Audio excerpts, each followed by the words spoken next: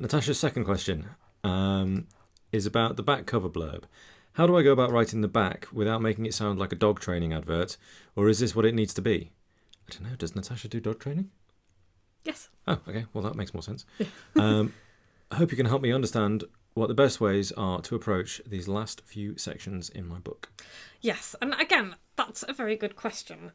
It's probably one of the most important parts of your book, the back cover blurb is. And it's so important that I entirely forgot to put it into my How the Hell Do You Write a book until I got to my third edit. Nice. The reason... Smooth. I know. Confession time. The reason I forgot is because I hate writing the back blurb. I hate it. Hate it. Yeah. And I've told a few people that and they're like, really? But you're a writer? I was like, yes. Doesn't mean that I like every aspect. There isn't a back on that. Oh.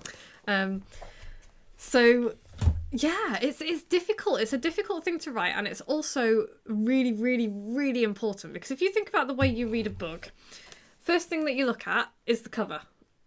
You know, the general cover. It's like the cover image will catch your eye. Second thing you're going to look at is the title and the subtitle, and that's going to be the thing that's going to make you think, oh, yeah, this is a book that I want to read. What's the next thing you do? You turn it over and you read the back. Turn it over and you read the back. And if the back blurb is boring as shit, what are you not going to do? Well, you're not going to buy it. You're just going to put it back on the shelf and drift on to the next interesting looking cover. Exactly. So the back of your book is the probably third most important part of the entire thing because it doesn't matter how amazing the inside of your book is. If nobody's going to open it up and read it, it's utterly pointless. So let me get this straight. You got through to the third draft of your book before you'd even considered telling people how to write the back of the book. Yeah. Is that what we're saying? Okay. Yeah, you know what? I think because I hate doing it so much, I had just blanked it from my mind, and it wasn't until I was editing the section of the book about the covers, and I got to edit it. I was editing, and I was thinking, wait a minute, there isn't anything about the back cover here.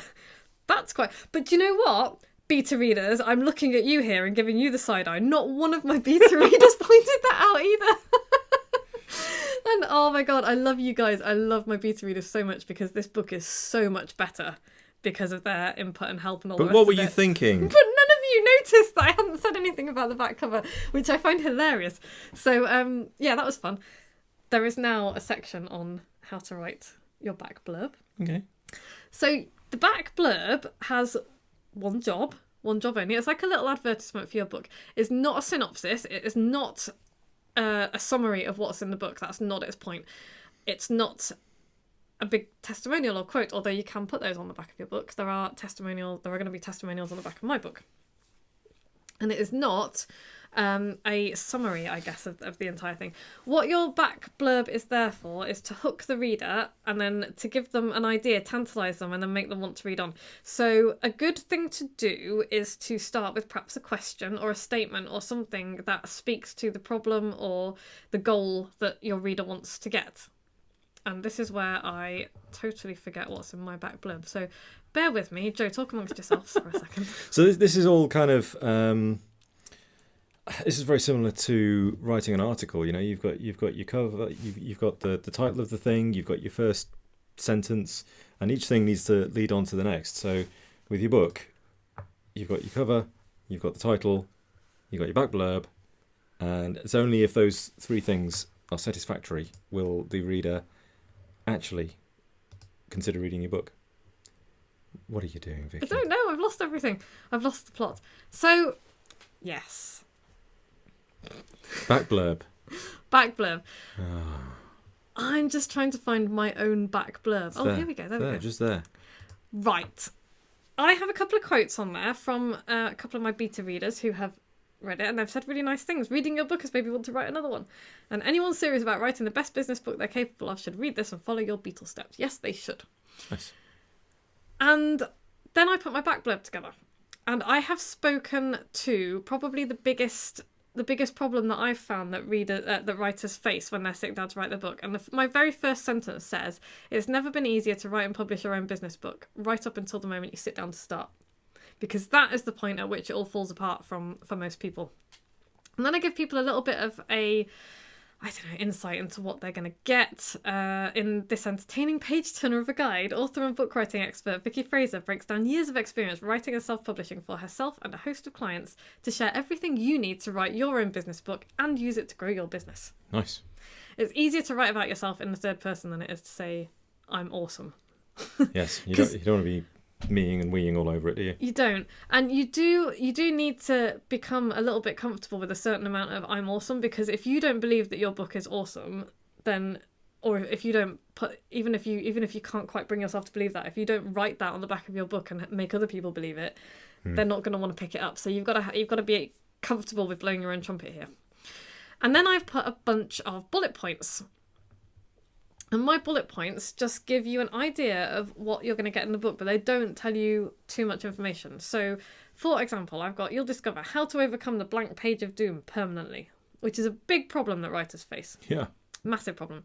Why your inner dickhead wants to sabotage you and how to stop it, which is kind of intriguing because people are going to be like, oh, what's that all about? Because everybody's got that nasty inner voice that tries to stop them doing stuff.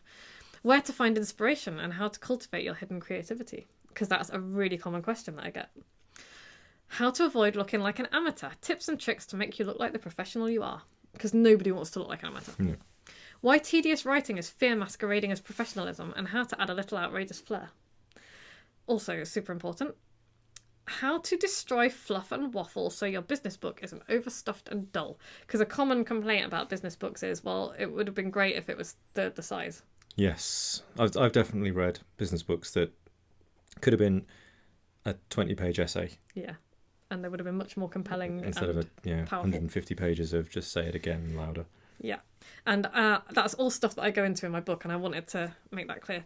What to do at the end of your book so your reader yells, shut up and take my money, because that is ultimately the point of writing, well, one of the points of writing your business book. Why authors abandon their book projects and how to make sure you finish yours. Speaking as a professional book abandoner, I'm really well placed to talk about this. So I've now almost finished 2 books. You have abandoned a few, though.